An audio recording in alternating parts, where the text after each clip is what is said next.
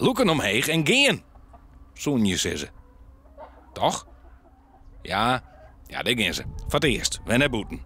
Het is nog wat onwennig. En bepaald net zo als de koedoens. Nee, ze ben wat voorzichtig. Ze betaast het eerst even rustig houden. Moet ze een boeten zichzelf. Financieel had de ophokplicht net een soort gevolgen gewoon voor Bakker. Hij koos in haaien voor dezelfde prijs verkeerpje. De impact op de bissen wie volle grutter. Ja, voor de hen wel natuurlijk. De koerst wel merken dat ze er wel graag uit wonen. En dat ze wat stressig worden van het zo lang binnen zitten. Door de stress begon de hin op wander te pikken en begon ze onrustig. Nood ze weer naar boeten maaien vielen de hin en boer Bakker de vrijheid weg. Ja, geweldig natuurlijk. Nou, dus, ze genieten weer en ze skadelen weer. En, ze zijn wat voorzichtig, maar ik denk dat ze jongen overal zitten. Zou het een beetje een feestdag wezen over jou? Ja, wel wat, ja.